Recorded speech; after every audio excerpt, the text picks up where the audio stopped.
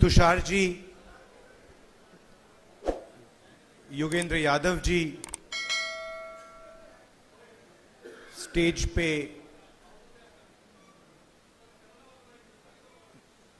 कैसे बोलें, मैं नॉर्मली वरिष्ठ नेता बोलता हूं, बट स्टेज पे एमिनेंट पर्सनैलिटीज, सोशल एक्टिविस्ट्स और यहां हॉल में आप सब जो आए हैं, आपका यहां बहुत बहुत स्वागत, नमस्कार।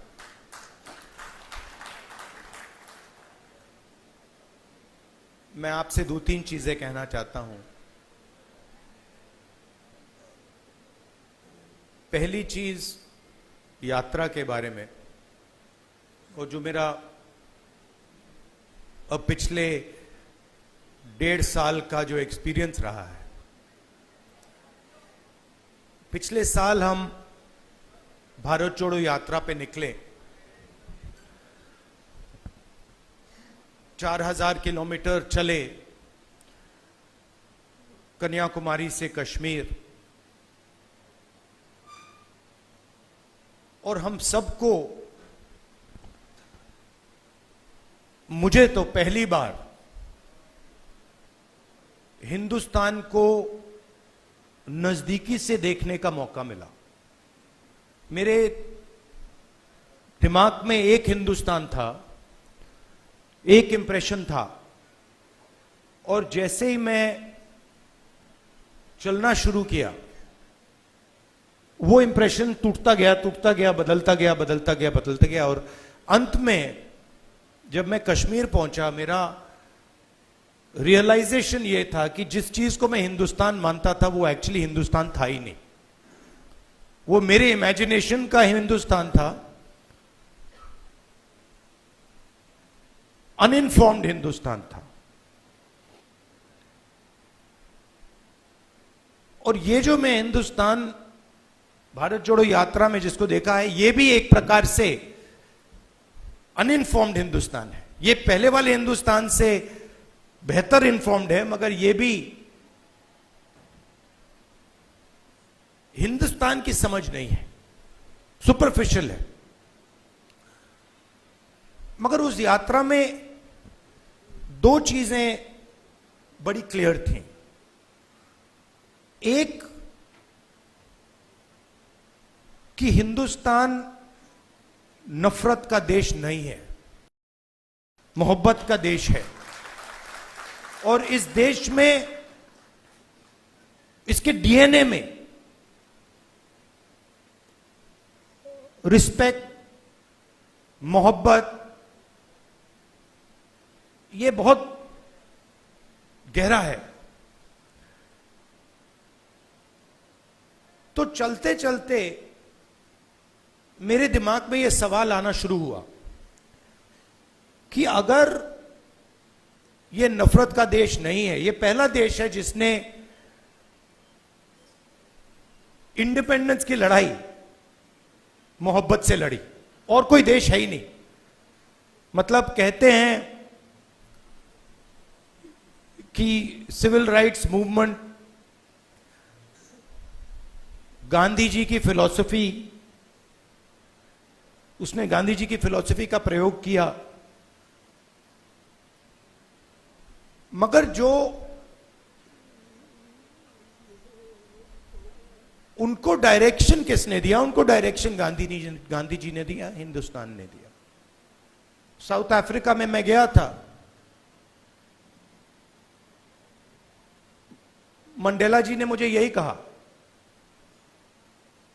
कि हमें जो औजार दिए गए, हमारी फ्रीडम स्ट्रगल के जो औजार दिए गए, वो अफ्रीका के औजार नहीं थे, वो आपके औजार थे, हिंदुस्तान के औजार थे, और वो औजार हमें गांधी जी ने दिए।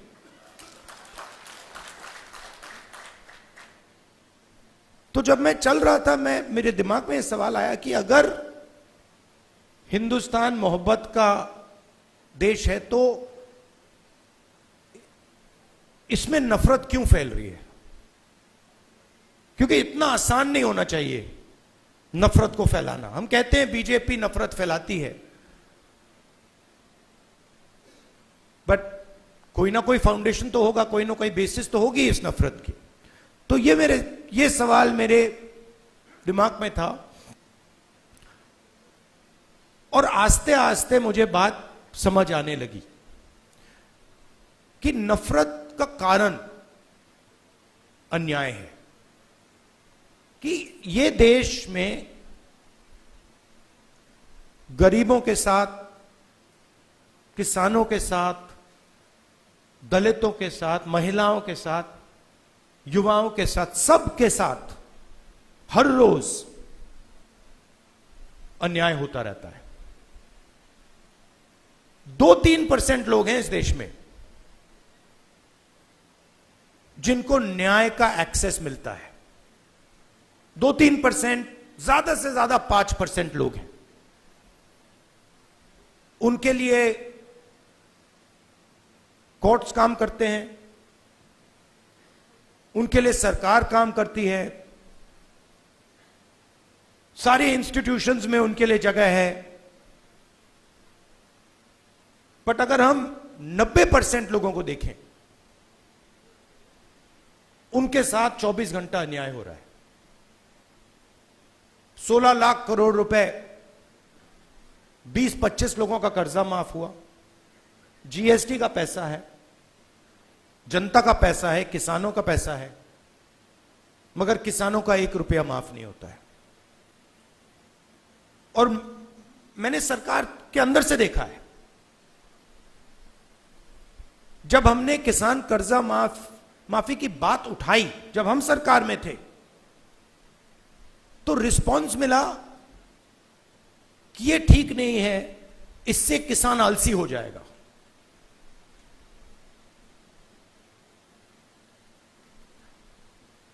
मनरेगा से गरीब व्यक्ति की आदत बिगड़ जाती है। मतलब वो काम कर रहा है, उसको आप उस काम के लिए पैसा दे रहे हो और उसकी आदत बिगड़ रही है। और दूसरी तरफ 20-25 लोग हैं, उनका 16 लाख करोड़ रुपए माफ हो रहा है, उनकी आदत नहीं बिगड़ रही। वो उसको पता नहीं विकास कहते हैं, डेवलपमेंट कहते हैं, प्रोग्रेस कहते हैं, पता नहीं क्या कहते हैं। तो अगर आप हिंदुस्तान के धन को देखें और उसको ट्रैक करें तो आपको दिखेगा कि ये जो सोने की चिड़िया कही जाती है, इसका पूरा का पूरा धन किसानों से, युवाओं से, दलितों से, आदिवासियों से, पिछड़ों से छीनकर ये 20, 25, 50, 200 कितने लोग हैं, ज्यादा नहीं है, इनके ओर फनल होता है। तो इसलिए हमने दूसरी यात्रा में न्याय शब्द जोड़ दिया। और इस यात्रा में हमारा फोकस उस पर था कि किस प्रकार का अन्याय हो रहा है। और हर कदम पे स्टूडेंट्स के पेपर लीक हो रहे हैं, किसान को एमएसपी नहीं मिल रही, मजदूर को मिनिमम वेज नहीं मिल रही, छोटे व्यापारियों को जीएसटी से दबाया जा रहा है। मतलब हर स्टेप पे, हर कदम पे लोग आ रहे थे, कह रहे थे हमारे साथ ये हो रहा है। मगर कंबाइंड कॉन्शियसनेस नहीं है। एक व्यक्ति कह रहा है मेरे साथ अन्याय हो रहा है। मेरे पास छोटे व्यापारी आए गुजरात में, उन्होंने कहा कि जीएसटी से, नोटबंदी से हमें बहुत चोट लगी। मगर उसी डिस्कशन में जो किसान के साथ हो रहा है वो उनको दिख नहीं रहा है, वो देख ही नहीं पा रहे। तो मेरे खिलाफ जो अन्याय हो रहा है वो मुझे दिख रहा है, मगर मेरे भाई के साथ जो हो रहा है मुझे दिख नहीं रहा है।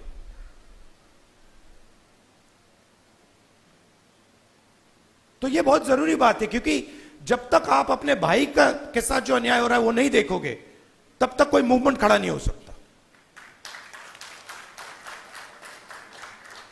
मैं जूडो करता हूं और उसमें एक बड़ी इंटरेस्टिंग चीज है,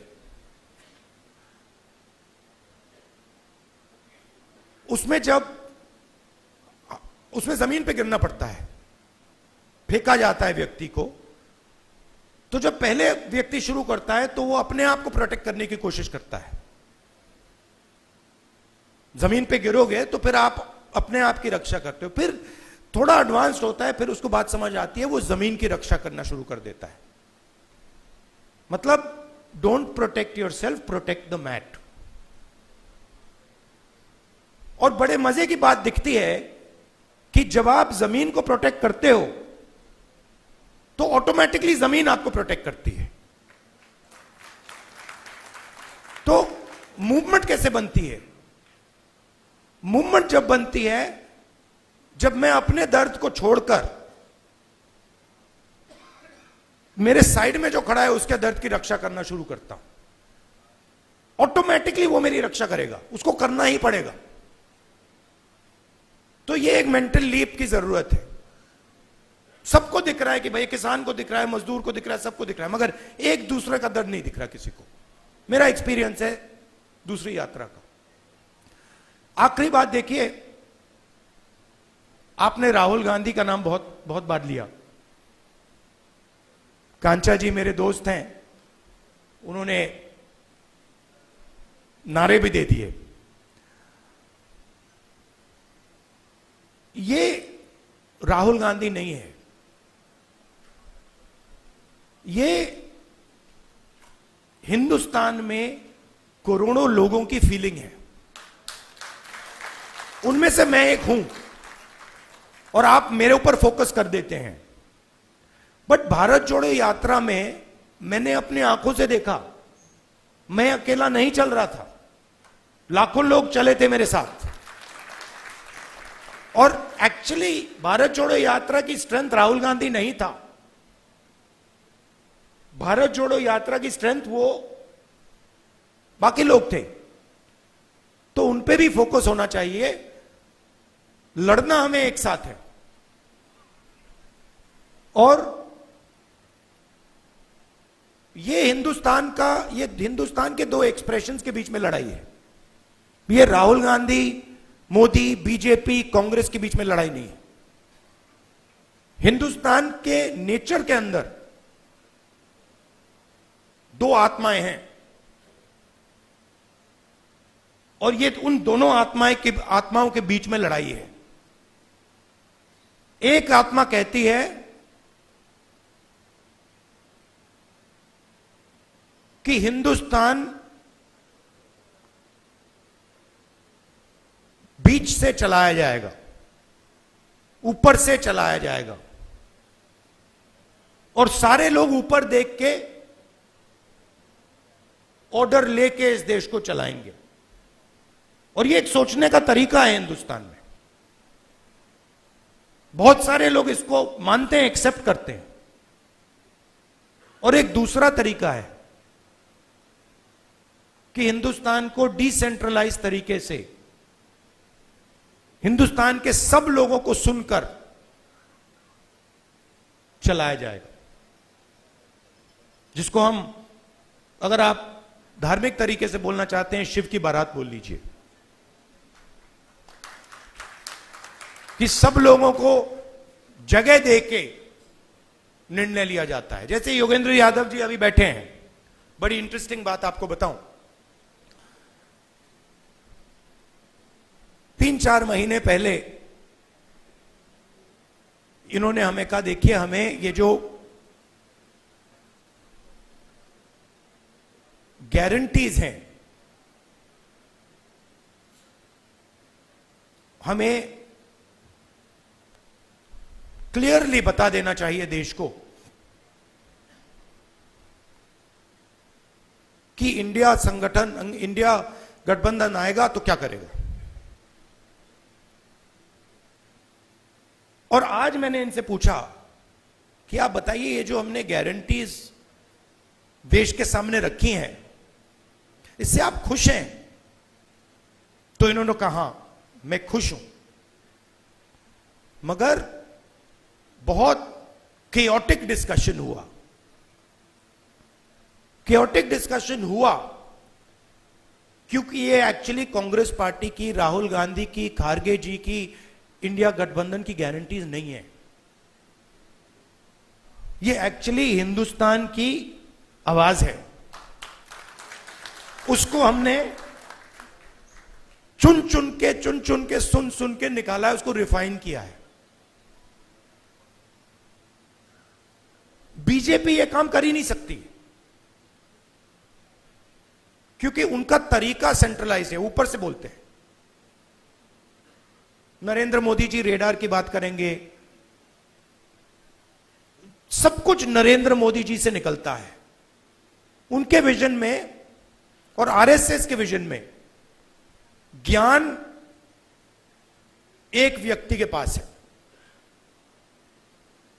किसान के पास ज्ञान ही नहीं है, मजदूर के पास ज्ञान ही नहीं है, बेरोजगार युवा को कोई समझ नहीं है। आईआईटी की डिग्री है तो पूरी दुनिया को समझ गया। यह थिंकिंग है। तो इसके खिलाफ हमारी लड़ाई हो रही है। हिंदुस्तान का सबसे बड़ा साइंटिस्ट, जितना उसमें ज्ञान है उतना ही ज्ञान हिंदुस्तान के किसान में है, बस दूसरे तरीके का है। मैं बंगाल गया और वहां पे वो महिलाएं थी, इसी यात्रा पे महिलाएं थी, वो बीड़ी बना रही थी। उनके हाथ में जो स्किल थी, बीड़ी बनाती थी वो, उनके हाथ में जो स्किल थी मैंने अपनी जिंदगी में कभी पहले नहीं देखी। मैंने ट्राई किया, मतलब एक बीड़ी मतलब मैंने रोल करने की कोशिश की, नहीं हो रही थी मुझसे। तो वो सालों का, मतलब सालों की स्किल है वो, और उसका इस देश में कोई आदर नहीं हो रहा। उस महिला को आप फाइनेंशियल सपोर्ट दीजिए, उसकी मदद कीजिए, मेक इन इंडिया उससे करवाइए और फिर देखिए क्या मजा आता है। तो ये दो अलग तरीके की सोच की लड़ाई है, इसमें हम सब एक साथ लड़ रहे हैं। बहुत अच्छा लग रहा है और घबराने की कोई जरूरत नहीं है। ये आप मत सोचिए कि बीजेपी आ गई, कॉन्स्टिट्यूशन को खत्म कर देंगे, ये कर देंगे, कुछ नहीं, इनमें इतना दम नहीं है, ये नहीं कर सकते। ये इन्होंने मीडिया को कैप्चर कर रखा है, ये आवाज बहुत करते हैं, मगर सच्चाई और हिंदुस्तान हमारे साइड है। धन्यवाद।